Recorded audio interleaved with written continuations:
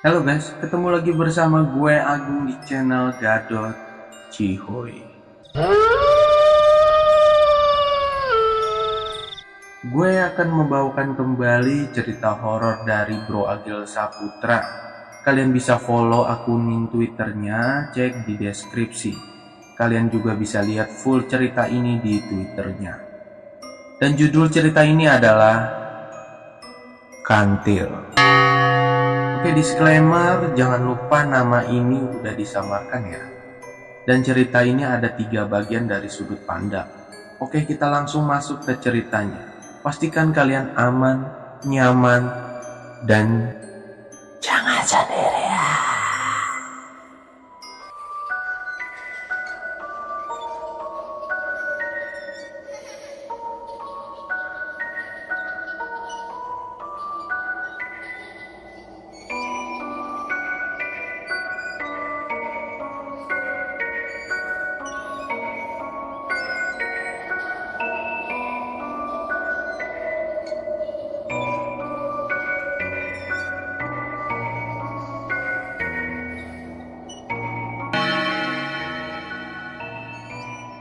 Temanggung 1930. Kantil seorang janda muda yang konon kecantikannya ini paripurna sehingga kerap membuat para lelaki berhantam untuk memperebutkannya. Kantil ini cerai mati. Desas-desusnya sang suami dulu meninggal terkena teluh atau santet dari seseorang yang menginginkannya. Kantil tak punya anak. Dia hidup sendiri sepeninggal suaminya. Profesinya adalah penjual bunga sajen di sebuah pasar wage. Pasar wage adalah pasar tradisional yang hanya buka di kala hari pasaran wage.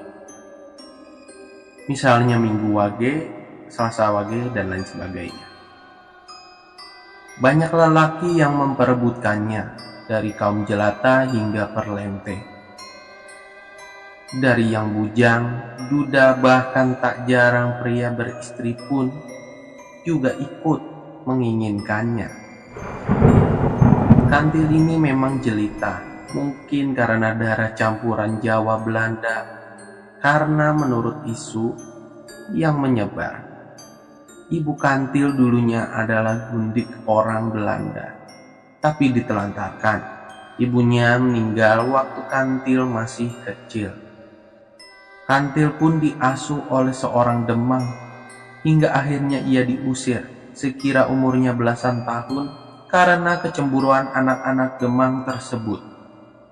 Untungnya sebelum Demang itu meninggal, Kantil diwarisi rumah sepetak.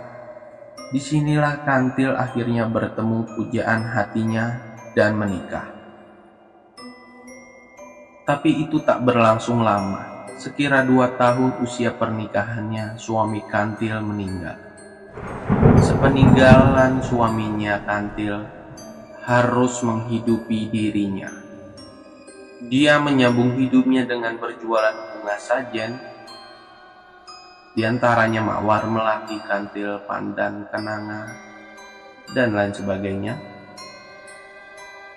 Nama Kantil sebenarnya bukan nama aslinya, itu cuma julukan saja. Tapi diambil dari salah satu bunga yang dijual, yaitu bunga Kantil. Saat menjanda, banyak lelaki yang mau meminangnya, dari lelaki biasa hingga yang mapan. Tapi tak mudah mendapatkan Kantil ini memang. Bertahun dia menjanda sampai akhirnya dia umur yang ke-35 tahun. Ada satu pria yang berhasil mendapatkan hati Kantil. Para lelaki yang memujanya tentulah kecewa. Tapi yang lebih mengecewakan lagi adalah laki-laki yang berhasil mendapatkan hati Kantil adalah pria beristri. Sebut saja Sasongko. Pria parubaya, dia adalah lurah bentukan Belanda. Tergolong orang yang punya pengaruh di daerah itu. Tentu tak ada laki yang berani beradu dengan Sasongko. Kantil seperti diperdaya dengan hartanya. Hanya dikasih janji akan menikahinya setelah dia menceraikan istrinya. Tapi kantil seperti mau-mau saja. Alhasil kurang lebih 2-3 tahun, kantil cuman menjadi gundiknya Sasongko. Kurun waktu selama jadi gundiknya, kantil tak boleh lagi berjualan bunga. Semua kebutuhannya tercukupi. Dibuatkan rumah perhiasan yang katanya lebih mewah dari istri Sasongko. Kantil tinggal di rumah joglo jati yang cukup megah kala itu. Mungkin 1-2 minggu sekali Sasongko menengoknya. Tapi Kantil yang biasa mandiri tak betah kalau harus di rumah terus. Kantil pun berjualan bunga setelah 2-3 tahun mandek dan berdiam diri di rumah. Tapi kini Kantil tidak berjualan di lapak dia. Dia lebih sedikit naik, menjadi tengkulak seperti penjual grosir. Yang mana semua pedagang bunga di pasar Wage menjualkan bunga milik Kantil. Kerjanya pun cuma keliling-keliling dengan andong atau delman lengkap dengan kusirnya.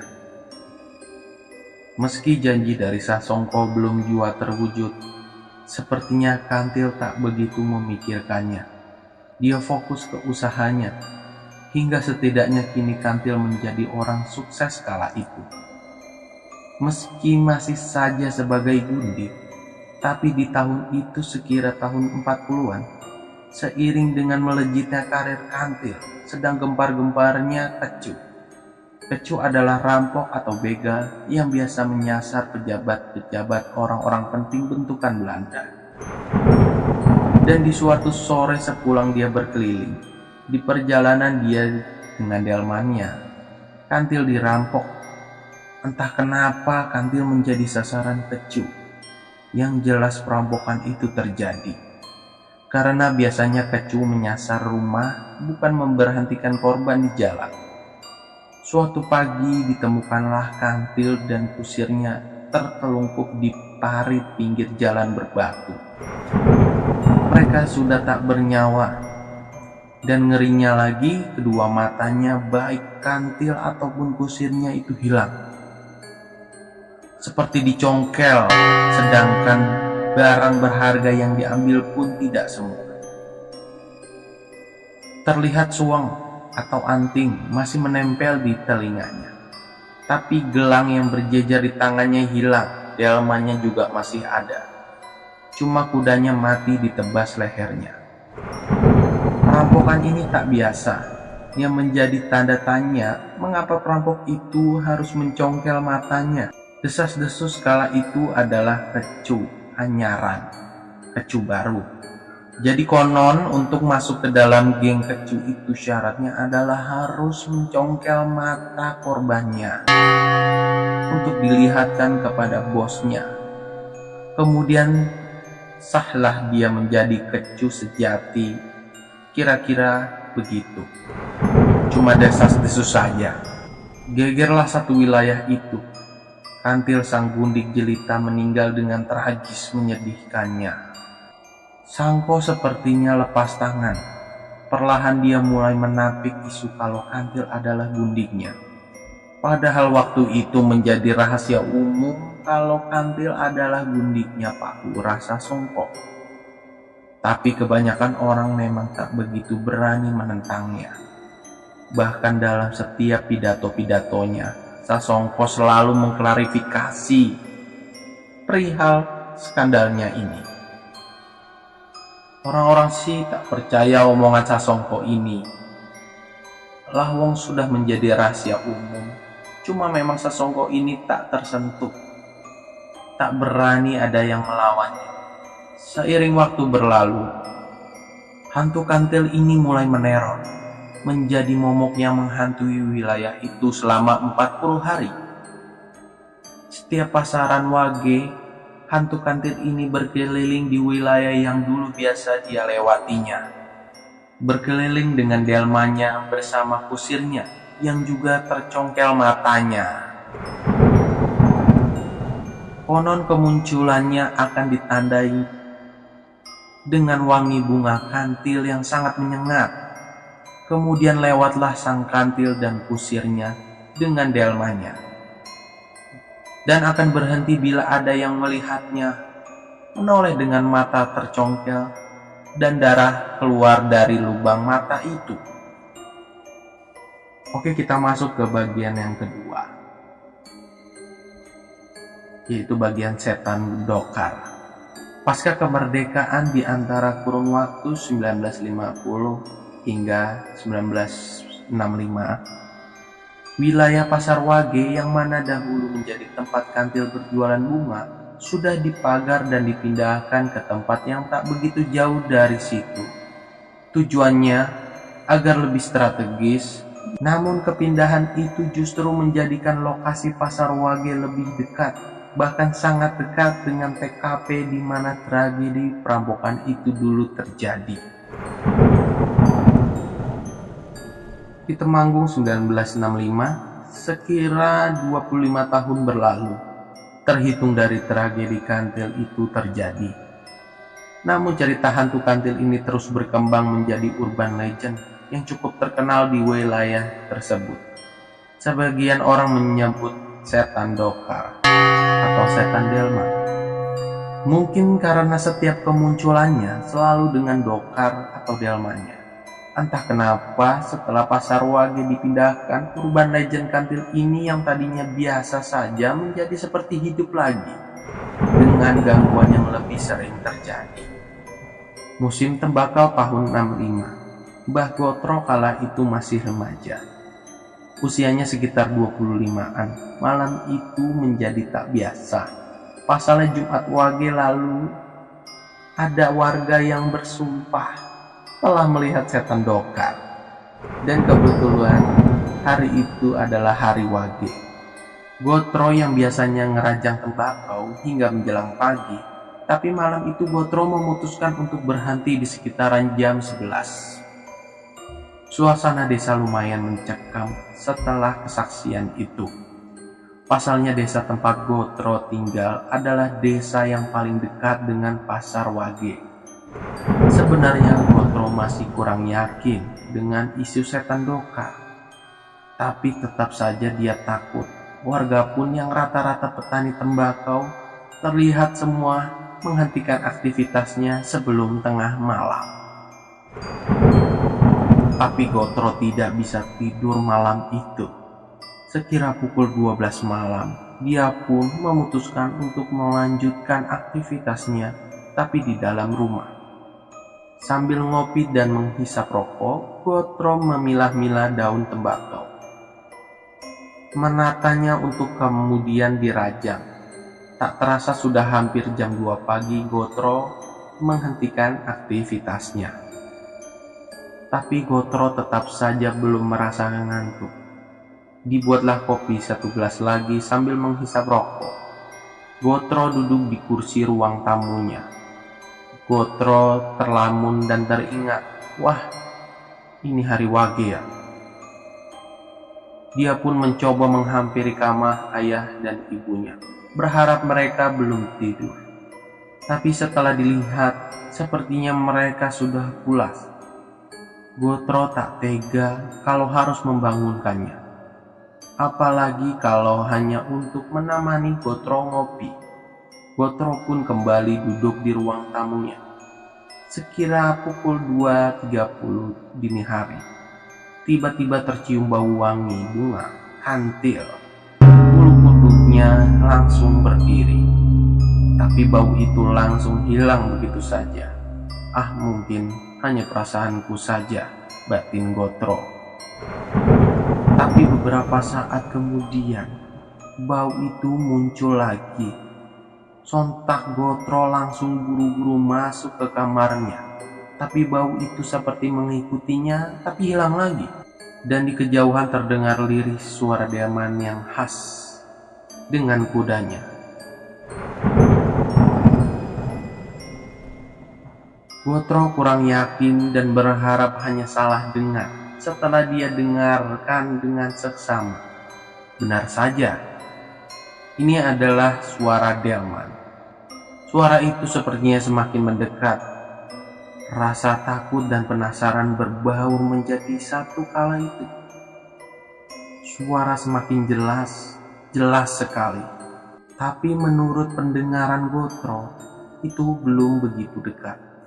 Tapi rasa penasaran mengalahkan rasa takutnya. Dengan sedikit was-was, dia menunggu suara itu sampai benar-benar dekat. Apa benar itu hantu delman? Gotro menunggu di balik jendela kamarnya, yang kebetulan menghadap ke jalan utama depan rumahnya. Dia mengintip di lubang rumah papan di bawah jendela kamarnya. Lubang kecil hanya seukuran 1 mata. Gotro benar-benar menepis rasa takutnya. Dengan hati was-was, Gotro terus mengintip dan mengamati jalanan depan rumahnya. Suara delman itu semakin dekat, dan lewat lubang itu Gotro mengintip dan melihat di jarak 15 meter. Ada delman.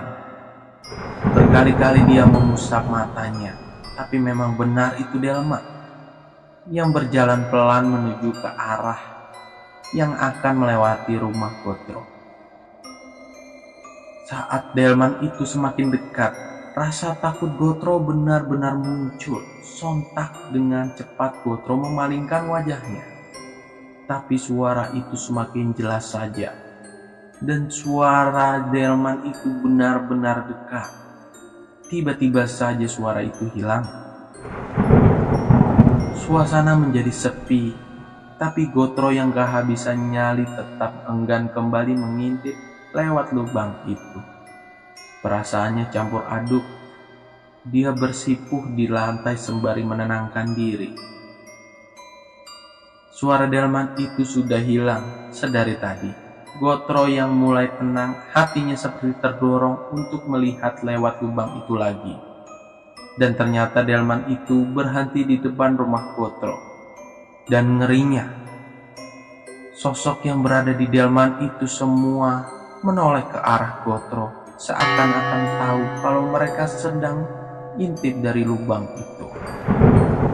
Gotro langsung terperanjat dari posisinya dan tak sadarkan diri.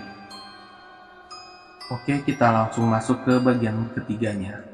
Teror hantu buta. Temanggung 1999. Bustomi 27 tahun kala itu. Bisa dibilang tahun ini cukup pahit untuk Bustomi. Pengantin baru yang istrinya tengah hamil muda. Ini harus merelakan pekerjaannya. Dia kena pengurangan karyawan karena bank tempat ia bekerja kena likuidasi. Itu tampak dari krisis moneter tahun 98. Karena tetap harus menghidupi keluarga kecilnya, mau tak mau Bustomi harus tetap bekerja. Bingung mau kerja apa, akhirnya sarjana S1 ekonomi harus rela banting setir menjadi ojek pangkalan. Cerita tentang hantu kantil dan atau setan dokar ini sudah menjadi urban legend yang diceritakan dari mulut ke mulut. Ada yang percaya, ada juga yang menganggap itu hanya isapan jempol. Seperti halnya Bustomi, sebagai orang terpelajar tentu dia tak percaya walau teman sesama tukang ojeknya mempercayainya. Bahkan setiap hari wage, rata-rata mereka tak pernah berani narik sampai malam. Tapi Bustomi menganggap itu semua hanya guyonan belaka. Justru itu adalah menjadi keuntungan buatnya. Setiap wage malam dia tak perlu berbagi penumpang dengan temannya. Dan memang tidak pernah terjadi apa-apa. Tak ada hantu kantil, apalagi setan gokar. Sekira setengah tahun Bustomi mulai menikmati pekerjaannya. Dengan usia kehamilan istrinya yang semakin mendekat 9 bulan. Otomatis dia menjadi lebih giat bekerja.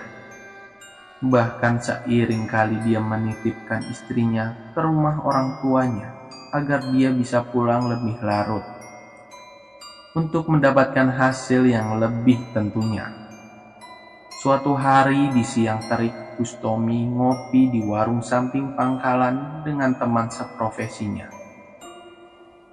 Terjadi percakapan yang sepertinya serius tentang Mamat.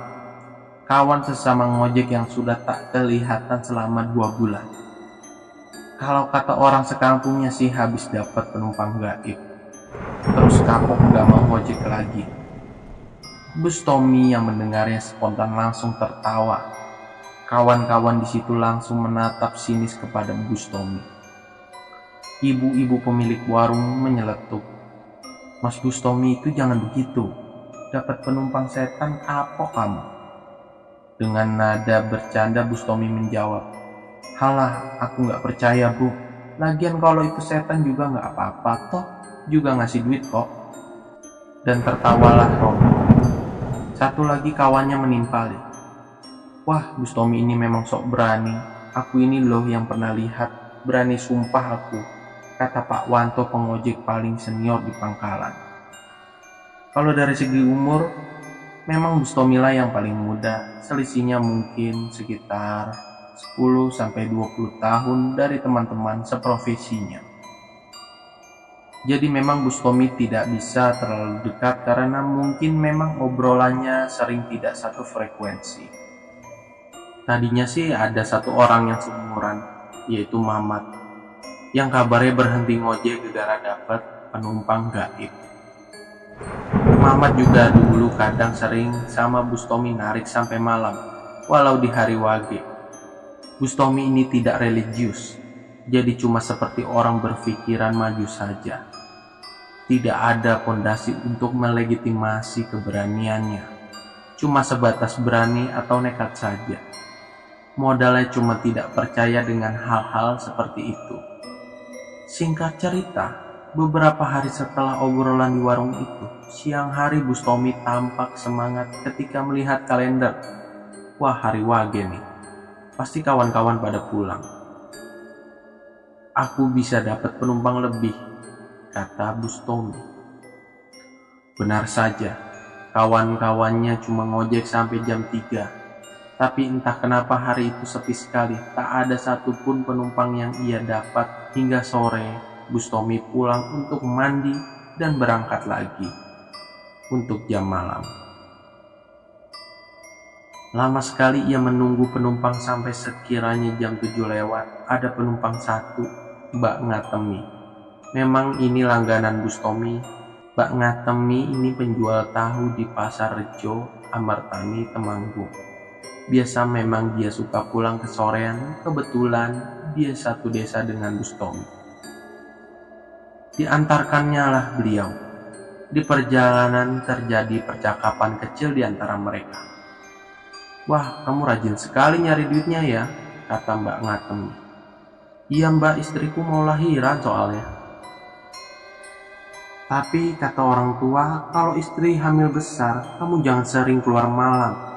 Nanti diikuti demit loh," kata Mbak Ngatemi. Bus Tommy sambil bercanda bilang, "Halah, kalau setannya ngasih duit ya nggak apa-apa toh." Mereka pun tertawa. Setelah sampai tujuan, Bus Tommy pun balik ke pangkalan lagi. Sampai di pangkalan, entah kenapa pangkalan waktu itu tampak sepi sekali. Dinyalakanlah sebatang rokok untuk melawan angin dingin yang sedikit kencang berhembus. Bus Tommy celingak-celinguk. Sebenarnya dalam hatinya ada rasa takut tentang isu hantu kantil itu. Tapi Bus Tommy selalu tidak memperlihatkannya, menepisnya dengan logika-logika. 1 jam tak ada satupun penumpang. Lewatlah satu penjual nasi goreng yang seperti tergesa-gesa. Bus Tommy sempat ingin memesannya, tapi alasannya habis katanya. Dengan nada aneh justru penjual nasi goreng itu menyuruh Bus Tommy pulang. Sekira jam 9 malam, suasana menjadi semakin sepi. Bus Tommy berpikir nunggu sampai jam 10. Kalau nggak ada penumpang baru dia mau pulang. Sambil tiduran di gardu pangkalan, dia menunggu penumpang. Bus Tommy pun ketiduran. Dalam tidurnya dia bermimpi bertemu kakek-kakek. Lalu dalam mimpinya kakek itu menghampirinya, membangunkan dari tidurnya.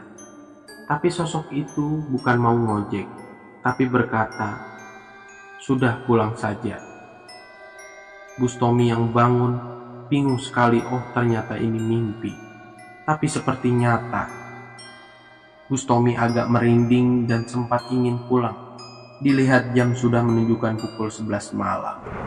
Saat Bustomi bersiap pulang, tiba-tiba di ujung jalan terlihat ada wanita yang memanggilnya. Mas, ojeknya mas. Sambil berjalan menghampiri dengan mata sayup, Bustomi menjawab, "Nggih mbak." Tercium bau bunga yang sangat wangi, tapi bau itu hilang ketika wanita itu sampai di depan Bustomi. Wanita itu mengulangi perkataannya. Ojeknya mas. "Nggih mbak." "Iya mbak, mau kemana?" kata Bustomi. Ke Pak Lurah mas. "Pak Lurah siapa?" Karena Pak Lurah di situ cuma ada satu, tanpa basa-basi diantarkanlah wanita itu ke tempat tujuan. Di perjalanan terasa aneh sebenarnya, seperti membawa beban berat. Motor Bustomi seperti terseok-seok karena perjalanan lumayan jauh melewati 2 hingga 3 desa. Bustomi mencoba berbasa-basi. "Orang mana sih mbak, kok malam-malam?" Orang sini aja kok mas. Wanita itu menjawab dengan nada yang agak menggoda. Suasana mulai cair, ngobrol lah panjang lebar. Sampai Bustomi menyadari jalan yang dia lalui sekarang seperti jalan yang tidak pernah dia lewati sebelumnya. Yang jelas, dia tidak mengenali jalan itu. Jalannya seukuran 2 motor dan di pinggirannya seperti hutan-hutan. Perasaan Bustomi mulai tak enak. Dia mencoba bertanya kepada wanita itu, "Ini masih jauh ya mbak?" Enggak kok mas, itu berhenti di depan situ. Terlihat di depan itu memang seperti ada cahaya keramaian. Bustomi yang lega berhenti. Ada rasa aneh yang tidak bisa dijelaskan di hatinya. Setelah berhenti dan wanita itu turun, barulah keanehan itu terjawab, Berapa mas? kata wanita itu. Ketika Bustomi mendongakkan kepalanya, wajah wanita itu berubah mengerikan. Matanya tak ada, hanya darah yang terlihat di lubang matanya itu. Wanita itu kecekikan dan berkata, Lo niki kantil loh mas. sambil menepak tangannya ke badan Bustomi. Seketika pemandangannya berubah, wanita itu hilang dan Bustomi ternyata berada di tengah kuburan dengan motornya. Bustomi lari sekencang-kencangnya menuju keramaian, tapi dia pingsan di tengah jalan. Sampai keesokan harinya dia ditolong warga. Dia berada di desa sebelah, dan yang aneh di sini adalah keberadaan motornya yang ada di area pemakaman itu. Yang mana bila motor itu sampai di situ harus melewati tangga yang cukup banyak dan tinggi. Evakuasi motornya pun cukup sulit. Hari berlalu. Sejak kejadian itu Bustomi sudah tidak menjadi tukang ojek lagi. Dia benar-benar kapok sampai sekarang. Ternyata pasar Wage itu sudah jadi areal perkuburan. Dan konon di hari Wage, warga suka mencium bau bunga kantil yang sangat menyengat. Padahal tidak ada tanaman bunga kantil di situ. Dan konon itu menandakan awal hantu kantil itu menampakkan dirinya. Oke, sekian dulu untuk cerita kali ini. Mudah-mudahan kalian terhibur. Sampai ketemu di video-video selanjutnya. Bye-bye.